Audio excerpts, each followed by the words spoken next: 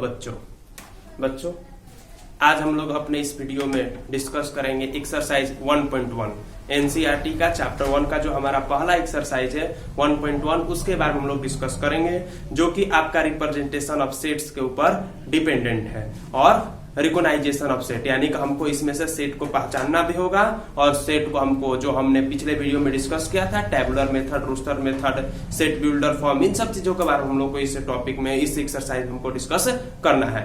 बच्चों सबसे पहले हम अपने ऊपर आते हैं हमारे पहले क्वेश्चन के ऊपर। एक्सरसाइज का पहला क्वेश्चन जो है वो बोल रहा है which of the following are sets, justify your answer. तो इसके पहले मैं आपको एक बात बता देना चाहता हूं, हमने फर्स्ट वीडियो में डिस्कस किया हुआ है कि सेट हम किसको कहते हैं, set is a collection of well defined distinct objects. तो इसमें जो भी कलेक्शन होगा वेल डिफाइंड डिस्टिंक्ट ऑब्जेक्ट्स का, वो आपका क्या हो जाएगा, सेट हो जाएगा। ठीक है, तो आइए इसका सबसे पहले हम पहला क्वेश्चन के बारे में पढ़ते हैं। The collection of all the months of a year beginning with the letter जे।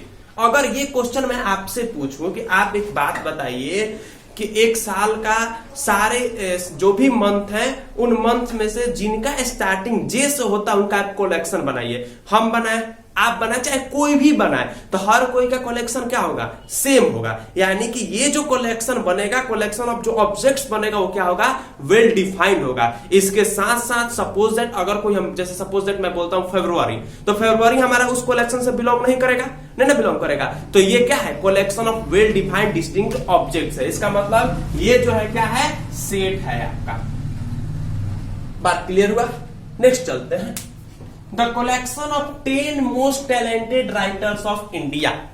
दूसरा क्वेश्चन बोल रहा है the collection of 10 most talented writers of India. तो अगर ये क्वेश्चन आप हमसे पूछिएगा, हम आपसे पूछे, आप अपने क्लासमेट से पूछिएगा, आप अपने दोस्तों से पूछिएगा, तो हर एक किसी के लिए इस क्वेश्चन का जो आंसर होगा क्या होगा, अलग अलग होगा। क्योंकि हर किसी का देखने का नजरिया अलग अलग है, हर कोई अलग अलग तरीके से राइटर्स को पहचानेगा। बात समझ में आ रही है? तो इसका मतलब यहाँ पर इस सेट का कोई वेल डिफाइंड डिस्टिंक्ट ऑब्जेक्ट का कलेक्शन हमको मिलने वाला नहीं है। इसका मतलब this is not a set, तो ये सेट नहीं है। बात क्लियर हुआ? आगे चलते हैं। थर्ड नंबर बोल रहा है a team of 11 best cricket batsman of the world. बोल रहा है कि पूरे विश्व में से 11 वो बेस्ट क्रिकेट बैट्समैन, उनका हमको क्या बनाना है, कलेक्शन बनाना है, उनका हमको टीम बनाना है। तो हर किसी के लिए ये भी जो टीम बनेगा क्या बनेगा, अलग अलग बनेगा। मेरे लिए कोई और मेरे फेवरेट बैट्समैन है, आपके लिए कोई और होगा, तो हर किसी के लिए क्या होगा, अलग अलग होगा। यानी कि ये भी जो है एक well defined collection of objects नहीं है। इसका मतलब ये भी जो है सेट नहीं है। नेक्स्ट है the collection of all boys in your class. तो आप देख सकते हैं ये बोल रहा है the collection of all boys in your class.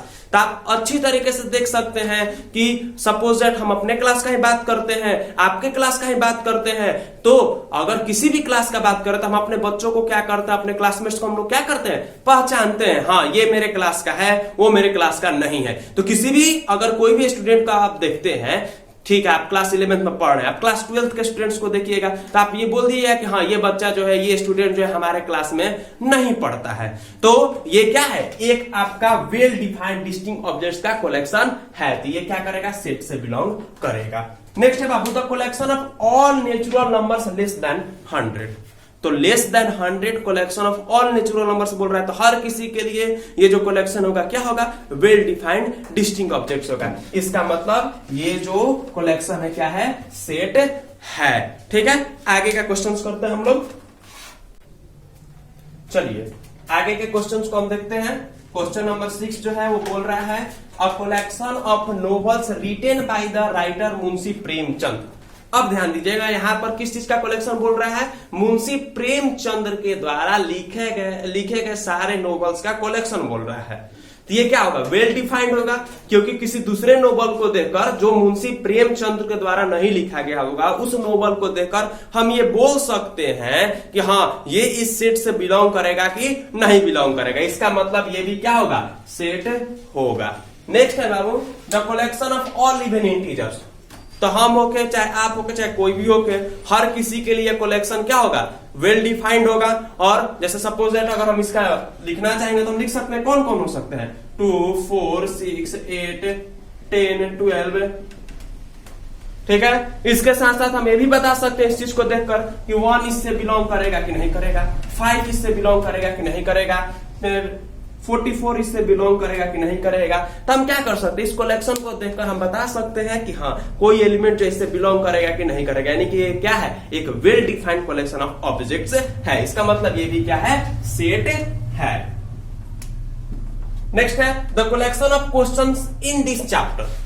अगर इस चैप्टर के कलेक्शन ऑफ क्वेश्चंस का अगर हम बात करते हैं तो वो क्या होगा, well defined collection of objects होगा, क्योंकि कलेक्शन ऑफ ये जो चैप्टर में जो भी क्वेश्चंस का जो कलेक्शन होगा उस कलेक्शंस को हम देखते हुए हम बता सकते हैं कि कोई दूसरा क्वेश्चन हमको मिलेगा तो हम देखकर बता सकते हैं कि वो उस सेट से बिलोंग करेगा कि नहीं बिलोंग करेगा, यानी कि वो जो क्वेश्चन इस चैप्टर का है कि नहीं है। बात क्लियर हो रहा है, तो इसका मतलब ये भी क्या है, सेट है। नेक्स्ट है बाबू the collection of most dangerous animals of the world. ये क्या है, कलेक्शन बनाना है हमको most dangerous animals of the world का।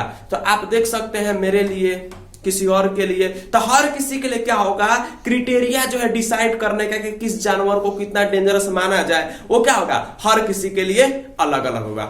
चलिए आगे क्वेश्चंस करते हैं हम लोग।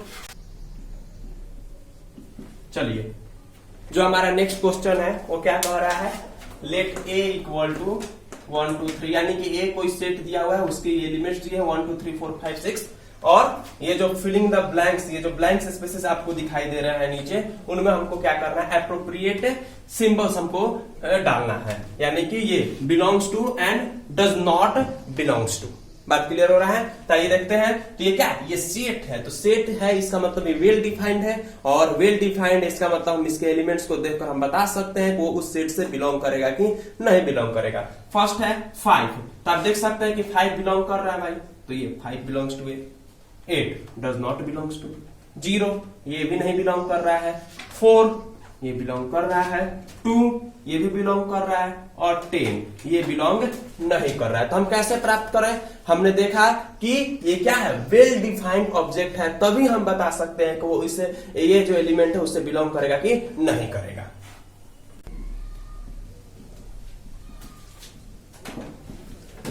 चलिए आगे क्वेश्चंस देखते हैं। क्वेश्चन नंबर 3 बोल रहा है write the following sets in a roster form. तो write the following sets in roster form, आपको याद होगा कि मैंने प्रीवियस वीडियोस में मैं बताया हुआ कि रोस्टर फॉर्म्स में लिखने के लिए 3 काम करते हैं। पहले उनके एलिमेंट्स को लिखते हैं, फर्स्ट काम क्या करते हैं, एलिमेंट्स लिखते हैं।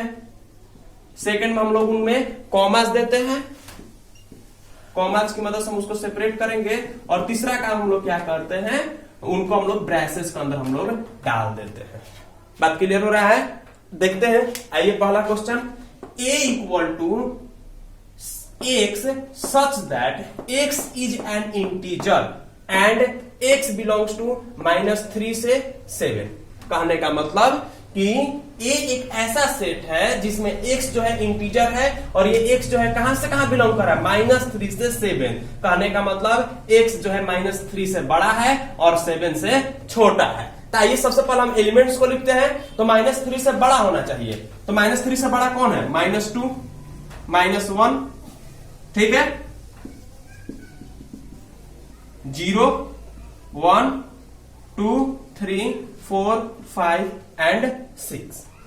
बात क्लियर हो रहा है। फिर इसके बीच में हम कॉमा डालेंगे, कॉमा डालने के बाद हम क्या करेंगे, ब्रेसेस के अंदर हम इसको डाल देंगे।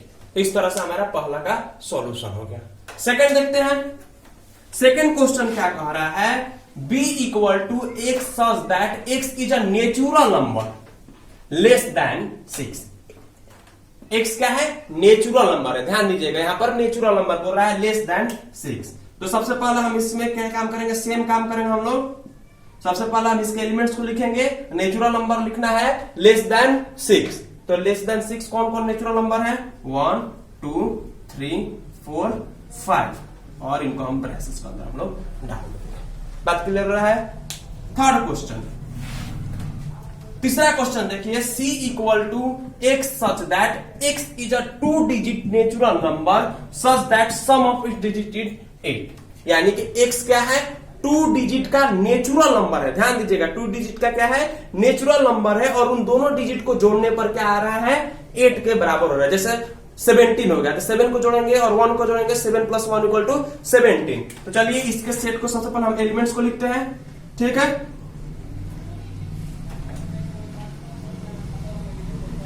5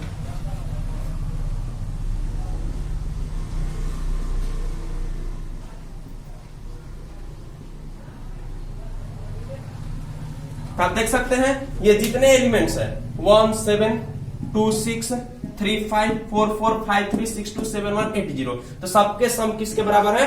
8 के बराबर है। चलिए आगे क्वेश्चंस को देखते हैं हम लोग।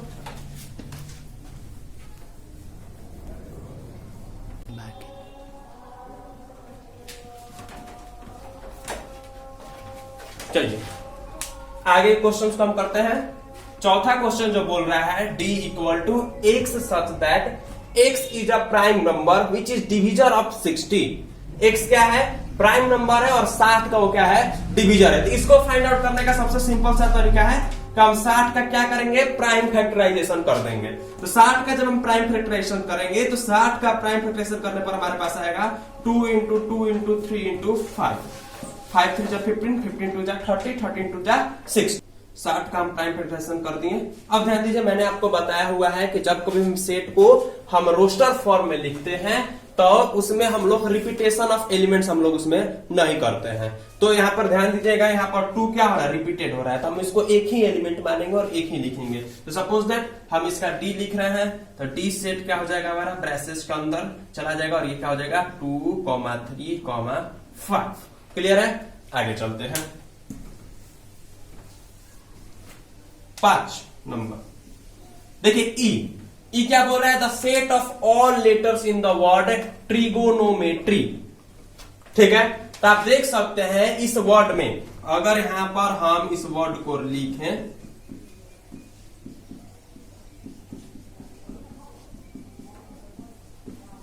तो आप देख सकते हैं टी का रिपीटेशन हुआ है, ठीक है, आर का रिपीटेशन हुआ है, ओ का रिपीटेशन हुआ है। तो इन सब के बदले में हम सिर्फ एक ही बार लिखेंगे। तो लिखते हैं इसके लेटर्स के एलिमेंट्स को हम लिखते हैं यहां पर टी हो जाएगा, आर हो जाएगा, आई हो जाएगा, जी हो जाएगा, ओ हो जाएगा, एन हो जाएगा। अब दोबारा ओ आ रहा है नहीं लिखेंगे, एम हो जाएगा, ई हो जाएगा और वाई हो जाएगा और इनके बीच में कॉमा हो गया। क्लियर है? आगे चलते हैं। नेक्स्ट देखते हैं 6 number. F = the set of all letters in the word better. तो आप देख सकते हैं बेटर में भी जो आपका ई है 2 बार आ रहा है और टी है 2 बार आ रहा है। दोनों के बदले में हम सिर्फ एक बार लिखेंगे। सिर्फ कितने बार लिखेंगे? एक बार लिखेंगे। लिखते हैं इसका अगर हम सेट बनाएंगे F, तो F = क्या हो जाएगा? B E T R और कॉमास हम डालेंगे सेपरेशंस के लिए। ठीक है, तो आप देख सकते हैं हम रिपीटेशन हम लोग नहीं कर रहे हैं। आगे क्वेश्चंस देखते हैं हम लोग। चलिए बच्चों आगे देखते हैं क्वेश्चंस को। नेक्स्ट क्वेश्चन नंबर 4 बोल रहा है write the following sets in the set builder form. अब हमको पहले वाले क्वेश्चन में हमने किया था रोस्टर फॉर्म में लिखा था, अब हमको क्या करना है? सेट बिल्डर फॉर्म में लिखना है। तो सेट बिल्डर फॉर्म हम क्या लिखते हैं? जो उस एलिमेंट्स का एक हम डिफिनेशन लिखते हैं जो क्या करता है उसको वेल डिफाइंड कर देता है। तो ये लिखते हैं सबसे पहला जो हमारा क्वेश्चन है 3 6 9 12। आप देख सकते हैं these are the multiples of 3, 3 2 6, 3 3 9, 3 4 12। ठीक है, और ये क्या है? मल्टीपल्स ऑफ 3 है, यानी कि अगर हमको इसको लिखना होगा, सपोज दैट इस सेट का नाम हम ए दे देते हैं, A = x such that x = 3n, यानी कि 3 का मल्टीपल्स हो गए। ठीक है, वेयर कॉमर्स भी लिख सकते हैं n बिलोंग्स टू, ठीक है, where n belongs to natural number. n किससे बिलोंग करना चाहिए? नेचुरल नंबर से। n किससे बिलोंग करेगा? नेचुरल नंबर से। बात क्लियर हो रहा है? और यहां पर जो x होगा, ठीक है ना, x जो होगा कहां से कहां के बीच में होना चाहिए? x जो होगा आपका कहां से कहां के बीच में चला जाएगा? x जो है बाबू आपका, आप देख सकते हैं कि 3, 6, 9, 12 यहाँ पर 4 है हमारे पास। तो जब 4 है तो हमको सिर्फ 4 तक चाहिए, यानी कि x जो है हमारा कहां से जाएगा, 1 से लेकर 4 तक। 1 भी हो सकता है और 4 भी हो सकता है। सॉरी x नहीं, n हमारा कहां से कहां चला जाएगा, 1 to 4 तक। क्लियर है? तो आप देख सकते हैं अगर हम इस डिफिनेशन पर इसको करते हैं, x such that x equal to 3n, n belonging to natural number, और n जो है कहां से कहां तक जाएगा, 1 से 4 तक। अगर हम n का वैल्यू 1 रखते हैं तो 3 into 1 3 हो जाएगा। n का वैल्यू अगर 2 रखते हैं तो 3 into 2 6 हो जाएगा। n का वैल्यू 3 रखते हैं 3 into 3 9 हो जाएगा, और n का वैल्यू 3 into 4 करते हैं तो 3 into 4 12 हो जाएगा। यानी कि ये सारे एलिमेंट्स हमको मिल जा रहे हैं। बात क्लियर है? नेक्स्ट दिया हुआ है 2, जो सेट दिया हुआ है 2, 4, 8, 16, 32। आप देख सकते हैं कि ये 2 के पावर में 1 है, 2 के पावर में 2 है, 2 के पावर में 3 है, 2 के पावर में 4 है, और 2 के पावर में 5 है। यानी कि ये क्या है, 2 के पावर में n है। ठीक है, तो इसको हम इसी तरह से लिख सकते हैं, x such that x equal to 2 के पावर में n belonging to natural number, और n इस बार कहां से कहां चला जाएगा, 1 to 5 तक। आप लिख लीजिएगा। आगे चलते हैं। नेक्स्ट है 5 के पावर में 1, 5 2, 5 के पावर में क्यूब, 5 के पावर में 4। तो इसमें भी क्या है, 5 के पावर में n है, तो सेम कंडीशन हो गया, x such that x equal to 5 के पावर में n belonging to natural numbers, और n जो है बाबू 1 से लेकर 4 के बीच में बिलोंग करेगा। आगे क्वेश्चन को हम लोग देखते हैं।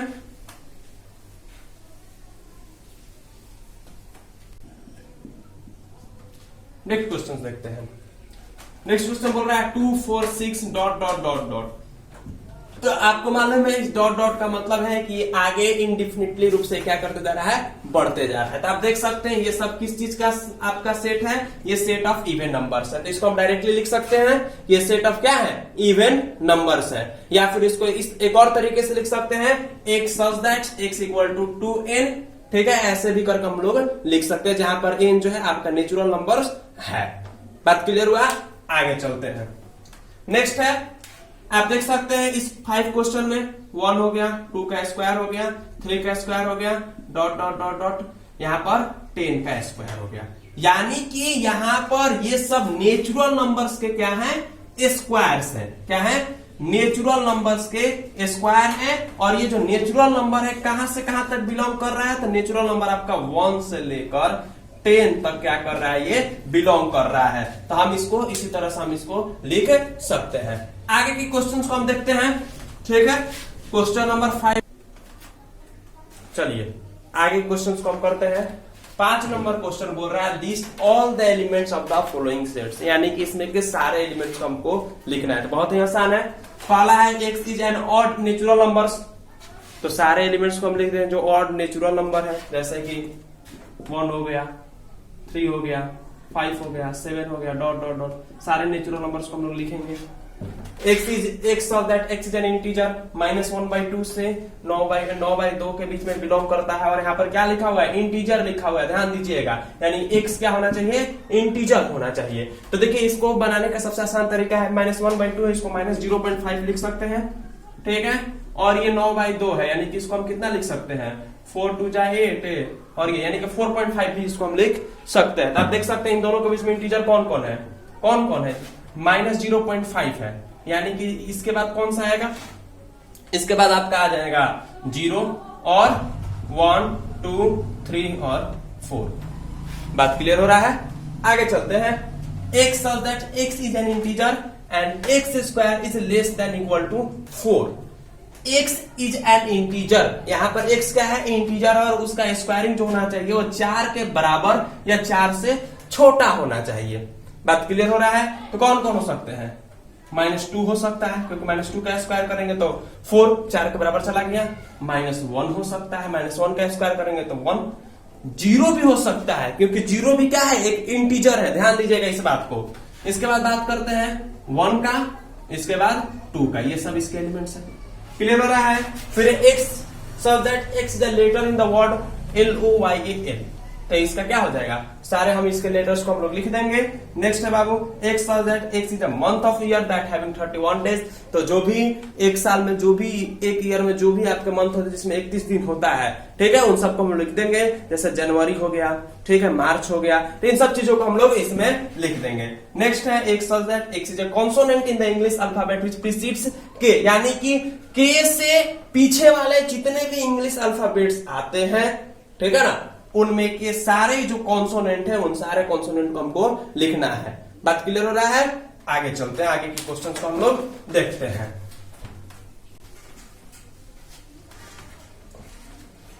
क्वेश्चन नंबर 6 जो है हमारा, यह कह रहा है कि match each of the set on the left in the roster form with the same set on the right described in set builder form.